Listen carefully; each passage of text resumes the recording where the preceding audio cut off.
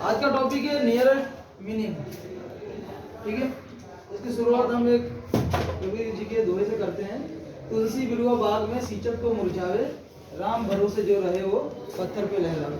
आपने देखा होगा कि बहुत सारे बगीचों में जो पेड़ पौधे होते हैं, माली उनकी रोज देखभाल करता है, लेकिन तब भी वो सूख जाते हैं। आपने नोट किया होगा। और ये चीज भी आपने देखी होगी कि बहुत सारे बड़े बड़े पहाड़ हैं, वहां पर उन पौधों पेड़ों को पानी देने वाला कोई नहीं है, लेकिन फिर भी चट्टानों में से निकल जाते हैं, बड़े पेड़ बन जाते हैं। ठीक है, तो राम भरोसे। तो इसलिए हमें हमेशा भगवान को साथ लेकर चलना चाहिए। ठीक है ना। अब देखो, हमारा आज का टॉपिक नियरेस्ट मीनिंग, उसको हिंदी में हम समझेंगे नजदीकी समानार्थी शब्द। ठीक है, 10वीं क्लास के बोर्ड में 42, 43, 44 सेक्शन सी में सबसे लास्ट क्वेश्चन यही आते हैं, 3 नंबर के। ठीक है, डायरेक्ट इंडायरेक्ट आती है 4 नंबर की, उसमें इतनी मेहनत करनी पड़ती है, इतना ऑकवर्ड लेसन स्टूडेंट्स के लिए है, और ये सिर्फ 3 नंबर के लिए। ठीक है, 10 मिनट सीखने में लगते हैं इसको। ठीक है, और 12वीं के बोर्ड में कौन से क्वेश्चन नंबर आते हैं? 5, 6, 7 सेक्शन ए में ही आते हैं स्टार्टिंग में। ठीक है,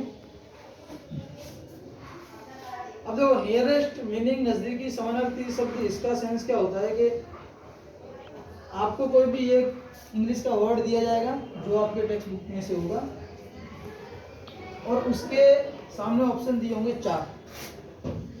जो आपको वर्ड दिया होगा उसका समानार्थी शब्द उन चारों में से कोई एक होगा, आपको ढूंढ के लिखना है।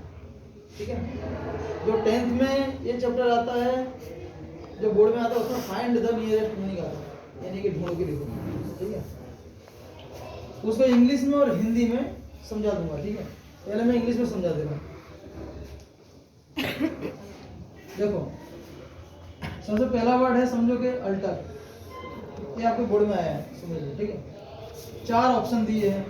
पहला ऑप्शन है चेंज, दूसरा ऑप्शन है ऑप्शन। ठीक है, तीसरा ऑप्शन है नेगेटिव और कनेक्ट। अल्टर का समानार्थी शब्द इन चारों में से हमें ढूंढना है। ठीक है, अल्टर का मतलब क्या होता है ये आपको पता होना चाहिए। बदलना। ठीक है, चेंज का मतलब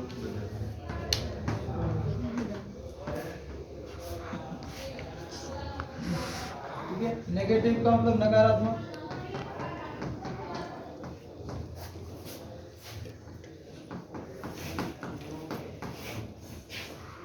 कनेक्ट का मतलब जोड़ना। ठीक है, ऑप्शन को क्या बोलेंगे हम हिंदी में? विकल्प। ठीक है,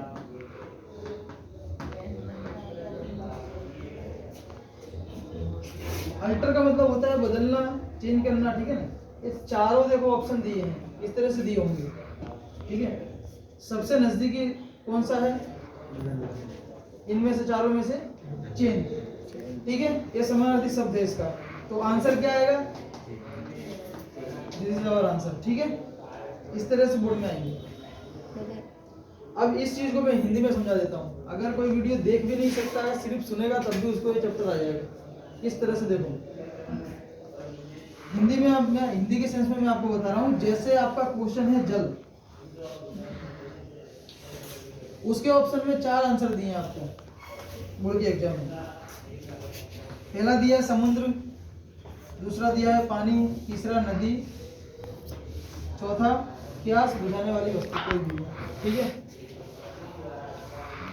समुद्र में भी पानी होता है, जल होता है, नदी में भी जल होता है। ठीक है, और पानी तो जल है ही। ठीक है, प्यास बुझाने वाली वस्तु वो, ठीक है ना, वो भी जल से बुझा जाती है प्यास। ठीक है, लेकिन हमें ये देखना है कि सबसे नजदीकी कौन सा है इन चारों में से। गलत वैसे कुछ भी नहीं है इसमें से, लेकिन सबसे नजदीकी कौन सा है? एकदम समानार्थी, कट टू कट जिसको हम बोलते हैं, कौन सा है? पानी। स्वाभाविक है। ठीक है, समुद्र में पानी होता है, लेकिन और भी सब चीजें होती हैं। ठीक है ना, प्यास बुझाने वाली तो प्यास तो कई चीजों से भी बुझा सकते हैं। ठीक है ना, सेम नदी भी ऐसा है। पानी जल का एकदम समानार्थी शब्द है। ठीक है ना, तो हमारा आंसर यही आएगा। ये हिंदी के सेंस में समझाया मैंने आपको। ठीक है ना, इंग्लिश में इस तरह से आएगा। ओके, क्लियर है? बस यही 3 नंबर का आता है, 3 ऐसे ही वर्ड दिए होंगे, ठीक है। बोर्ड की एग्जाम में 12th क्लास में स्टार्टिंग में सेक्शन ए में आएगा 5, 6, 7, ठीक है, 5, 6, 7 क्वेश्चन होंगे, नियरेस्ट मीनिंग है। 3 वर्ड ऐसे दिए होंगे, उसके समानार्थी शब्द उसमें से एक होगा, 3 ऑप्शन आ जाएंगे, ठीक है। 4 में से कौन सा समानार्थी शब्द आपको ढूंढ के लिखना है, वही आपका आंसर होगा, ठीक है। बहुत ईजी है। और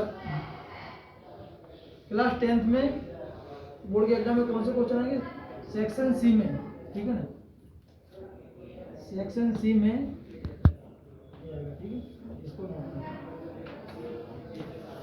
सेक्शन सी में आते हैं 42, 43, 44, ठीक है ना।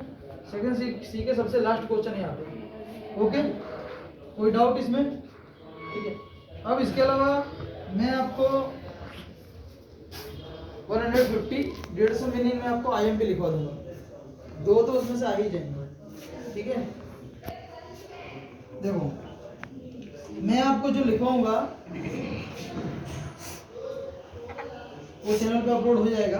मैं आपको 150 मीनिंग कैसे दूंगा, जैसे कनेक्ट है उसका समानार्थी शब्द ज्वाइन, उसका एक और समानार्थी शब्द अटैच, उसका भी मतलब जोड़ना ही होता है। हम किसी चीज को अटैच करते हैं ना तो जोड़ रहे हैं, कंबाइन करना, किसी चीज को कंबाइन करना वो जोड़ना ही होता है, ठीक है ना।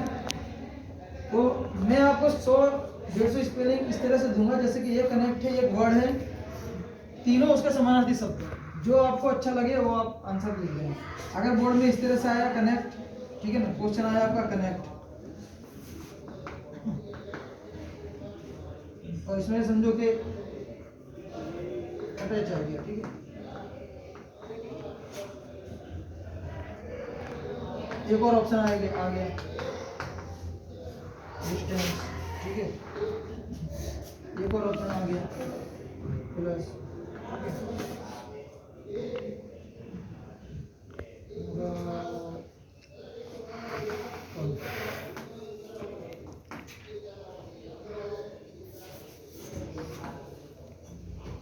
ठीक है। समझो कि बोर्ड में इस तरह से आ गया कनेक्ट, एक वर्ड दिया है आपको, क्वेश्चन है ये, उसके ऑप्शन में 4 आंसर दिए, ठीक है, उसमें सही ढूंढना है। पहला है अटैच, दूसरा है डिस्टेंस, और प्लस। प्लस का भी एक इनडायरेक्टली मतलब यही होता है कि जोड़ना, ठीक है। कनेक्ट, कॉन्टैक्ट, कॉन्टैक्ट, ठीक है ना, कॉन्टैक्ट भी हम जुड़ते ही हैं, ठीक है। लेकिन इसका समानार्थी सही शब्द कौन सा होगा, ऊपर देखो आंसर दिए हैं मैंने, ये तीनों हैं आंसर, ठीक है ना, उसमें से यही होगा, ठीक है, ओके। सबसे समानार्थी सबसे नजदीक यही है, ठीक है। इस तरह से बोर्ड में आएगा। मैं आपको किस तरह से दूंगा, इस तरह से 150 दूंगा, 150 वर्ड और उनके समानार्थी शब्द, ठीक है ना। ये तीनों में से आपको जो अच्छा लगे वो लगा सके, तीनों में से कोई भी आ जाए तो वही आंसर होगा, ठीक है। क्लियर है, ओके। ये चैप्टर छोटा ही है और 3 नंबर का है, ठीक है ना। अच्छा है कि बहुत आसान है और 3 नंबर हमें बहुत आसानी से मिल जाएगा, ठीक है। और चैनल पे मैं अपलोड कर दूंगा इसके फोटो के भी, कौन सी 150 IMP मिलेंगे, ठीक है। इसके साथ हमें लेक्चर खत्म करते हैं, ठीक है।